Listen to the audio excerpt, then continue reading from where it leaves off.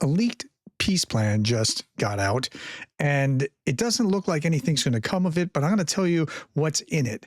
So it is Wednesday, November 19th, 2025, and I don't know that this is going to get any traction. The White House is reportedly close to announcing a major peace deal proposal with Russia that could end the war in Ukraine. Well, we've heard that before. A senior official tells Politico that a framework could be agreed to all sides by the month's end, possibly even as soon as this week. It's a non-starter because it's all Russian talking points, and the Ukrainians weren't really invited to the party. So here's the article in Axios: Scoop: U.S. secretly drafting new plan to end the Ukraine war. The Trump administration has been secretly working in consultation with Russia to draft a new plan to end the war in Ukraine, U.S. and Russian officials tell Axios. Okay, what could go wrong there, right? The 28-point plan, U.S. plan, is inspired by President Trump's successful push for a deal in Gaza. Okay, a top Russian official told Axios he's optimistic about the plan. Well, of course they're optimistic about the plan because it's the Russian plan. It's not yet clear how Ukraine and its European backers will feel about it. Well, it's clear now. I'll tell you all about that in a moment. The plan's 28 points fall into 4 general buckets. Sources tell Axios: peace in Ukraine, security guarantees, security in Europe, and the future U.S. relations with Russia and Ukraine. Trump's envoy, Steve Witkoff, is leading the drafting of the plan. It has been discussed extensively with the Russian envoy, Kirill Dmitriev. Of course it was, because it's their plan that Witkoff is just serving up.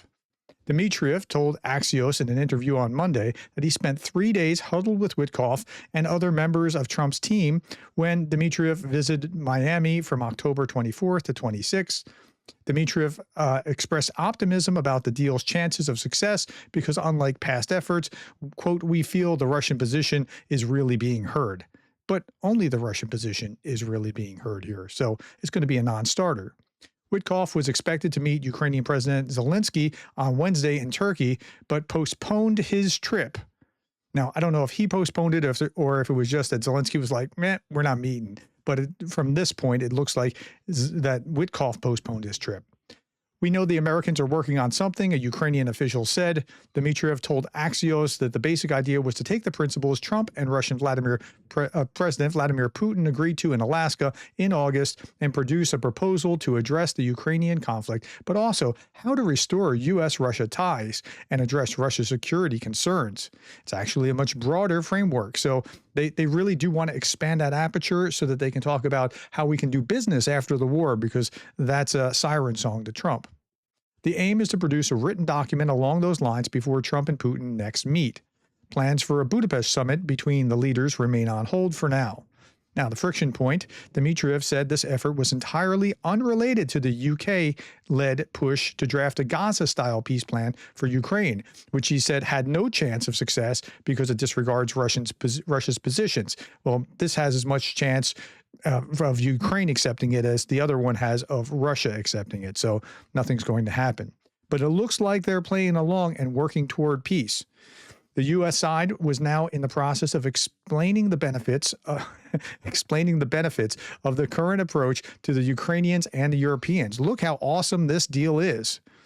It's happening within the background of Russia's definitely having additional successes on the battlefield. Moscow's leverage is growing. I talked about this last week when we were talking about Pokros. I said, watch, as they get battlefield victories, or they look like they're beating them from the air, or, you know, pounding them at night, like what just happened yesterday or last night, overnight, it looks like Russia's prevailing. And as that happens, they'll come back out and do more diplomatic things, because if they can get it by political negotiation, they don't have to take it on the ground.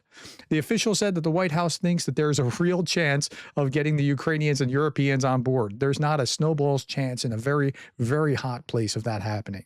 We think the timing is good for this plan now, but both parties need to be practical and realistic, the U.S. official said. If both sides are being practical, then saying that this plan was going to have any legs at all is just, it doesn't make sense. This is Christopher Miller from FT's chief correspondent in Kyiv.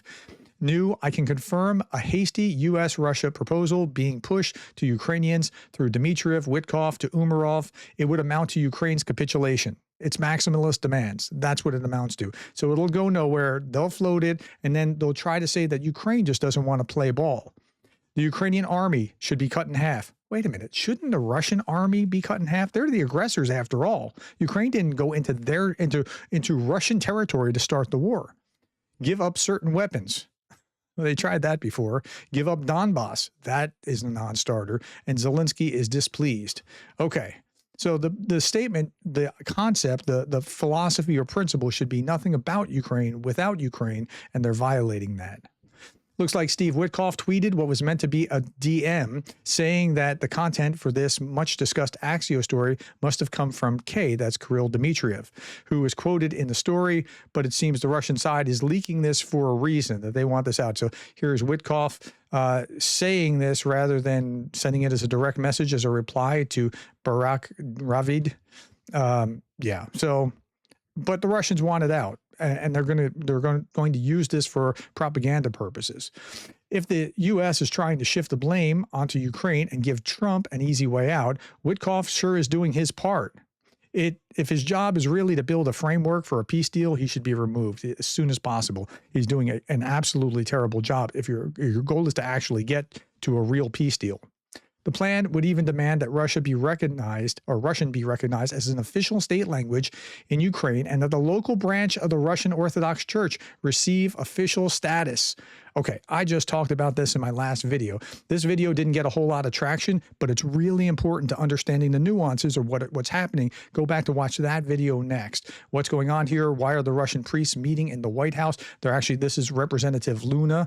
And speaking of Representative Luna, who just posted this after I put that video out, it is both alarming and disappointing that Representative Joe Wilson, who I also talked about, instead of responding to a request for help on behalf of imprisoned Russian Orthodox members currently being held in Ukraine, chose to turn this into a press campaign against them. Like, she's just buying this hook, line, and sinker. They're speaking a language that Trump will hear and say, oh, they're abusing Christians? Is that it? I diffused that totally in that last video. Mr. Wilson, who is currently a vocal advocate for Ukraine, even wearing a Ukrainian flag nearly every day, should remember that his first priority is to his home country. The Ukrainian flag that he wears every day is crossed with an American flag in solidarity. He gave me one of those.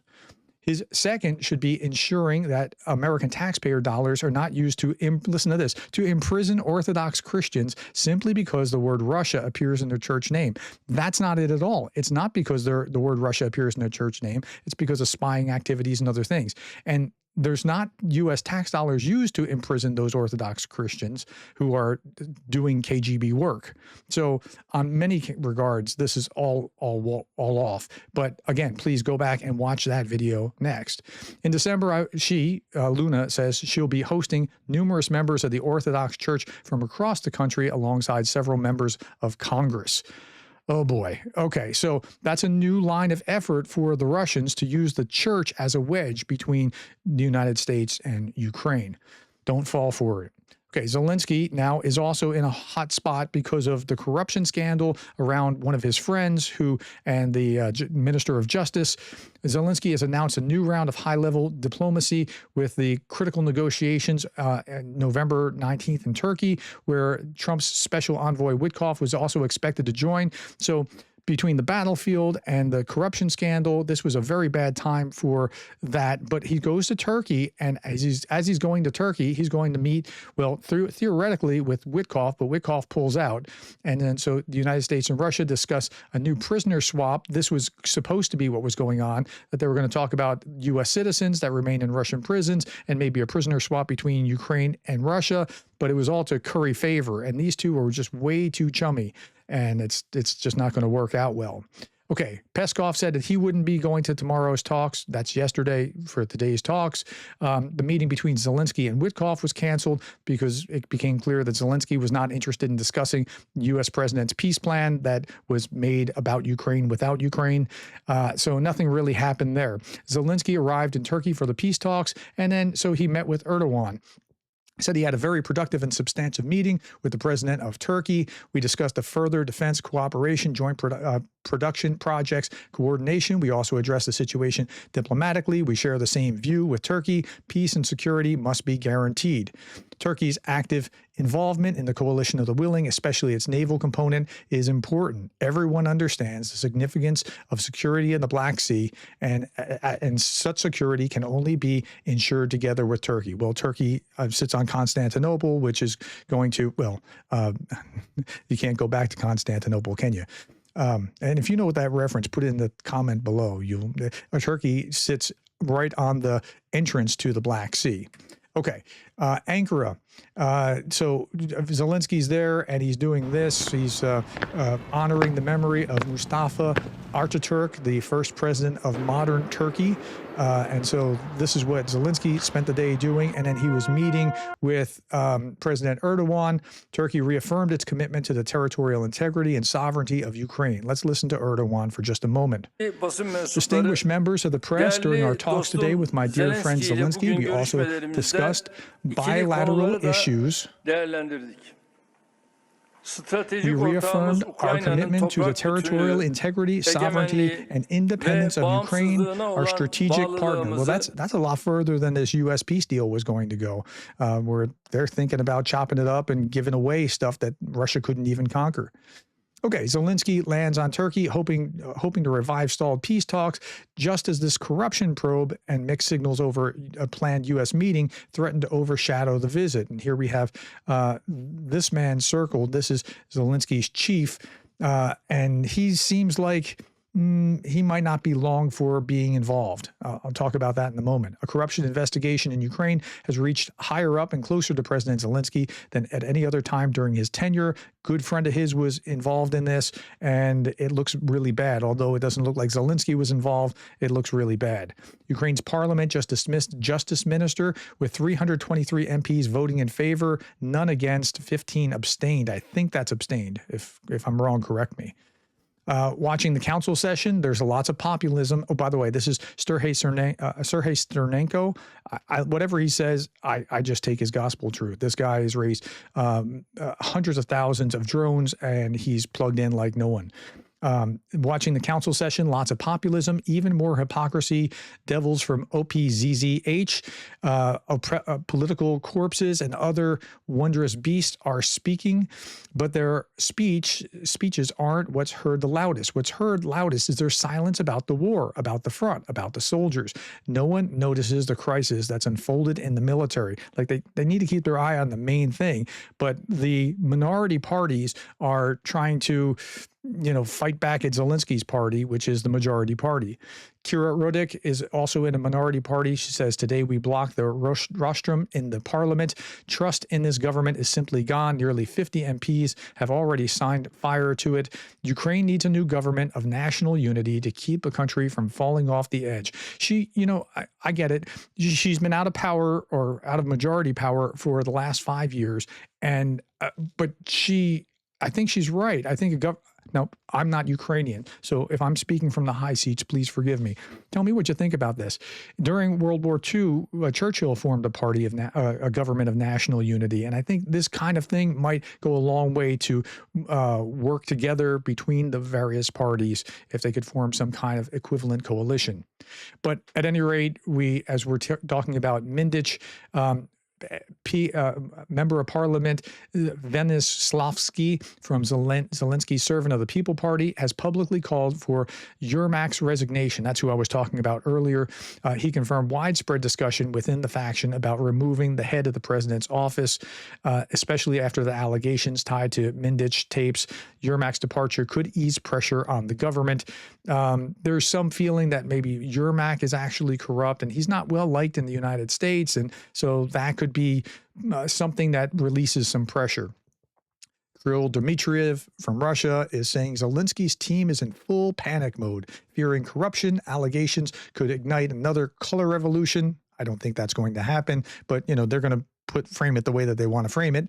They don't know what's in the 80% remaining of recorded conversations still unreleased by anti-corruption bodies, combined with Russian battlefield gains. It's a perfect storm. Well, that's exactly, I'm showing you this because this is exactly what Russia wants to project. So, okay, there we are. Meanwhile, David Petraeus is saying, look, Russia has it bad too. It's also tough on Russia's side. Ukraine has been using their long-range munitions to damage or destroy 25% of Russian refinery. It's not like the Russians have it in the bag, so don't worry about that. Okay. Meanwhile, what are the Russians doing? Poland is accusing Russia of tea and shuts down the last Russian consulate in the country. Now there's only the one embassy in Warsaw. All the others have been closed. And this is because, as you know, Russians used Ukrainian nationals to sabotage Polish tracks. So it's really Russia behind that whole thing, even though those were citizens of Ukraine that were sympathetic to Russia and doing Russia's dirty work. Ukraine and Poland will form a joint group to counter Russia's sabotage efforts, Zelensky announced after talks with Polish Prime Minister Tusk. He noted that Telegram was used to coordinate subversive activity and disinformation, stressing all evidence points to Russia. Ukraine is ready to share intel and work closely with Poland across all levels. And it's not just in Poland.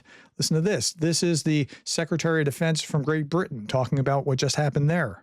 As I speak, a Russian spy ship, the Yantar, is on the edge of UK waters north of Scotland, having entered the UK's wider waters over the last few weeks.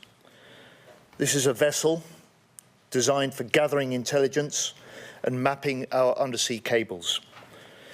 We deployed a Royal Navy frigate and RAF P-8 planes to monitor and track this vessel's every move, during which the Yantar directed lasers at our pilots. That Russian action is deeply dangerous. Yeah. So, I mean, the Russians are just provoking and yeah. Meanwhile, in the U.S., Secretary Dan Driscoll, and General Randy George are in Kyiv, the highest level visit by the Trump Pentagon so far. They're meeting Ukrainian leaders to discuss stalled peace efforts and expand tech sharing, especially on drones. So, okay, I mean, that's a step forward, but the U.S. is going to be out of the loop here for a little while. This is another reason why I don't have high hopes for this peace plan that they're trying to reinvigorate, because they're focused on Venezuela and Epstein and that sort of thing. I'll talk about Epstein in a moment. Venezuela, anything to avoid war. New York Times reports that Maduro offered to resign, but on his own terms. Maduro allegedly told U.S. officials he was willing to step down, but only after a couple of years.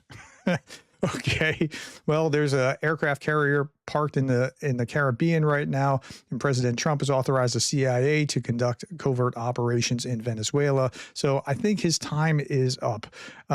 It would be great for Trump politically if he would just leave and flee and go to Moscow or Cuba or wherever he was going to go. I don't know if that's going to happen, but that's where we are. And then the Epstein files. I talked about it yesterday. I did a video about what happened as the vote was being taken. It was 300 and whatever it was, only one voted against it. It was like almost unanimous in the House. And then later on in the evening, the Senate unanimously agreed to approve the Epstein files. What does this mean? It means they will be released. Trump cannot do anything about that. So they'll be released whether he wants them to or not. I mean, that's the superest majority I've ever seen. That wasn't about like happy birthday to Emma Schwartz on her 100th birthday or something along those lines. Okay, so the Senate is going to send the Epstein files to bill to Trump for his signature, and even if he doesn't sign it, it will become law because you have a supermajority. So that's where the United States government is. Okay, last thing I'll leave you with is this. Darth Putin, the U.S. plan is to ensure peace by making sure Ukraine cannot defend itself when we attack again. Yep, that's what it amounts to. All right, my friends, thank you for bearing with me throughout this. Thank you for the time, the likes, the shares, and the subscribes. Put your comments below. I try to read as many as I can. And thank you for being the kind of person who cares about Ukraine.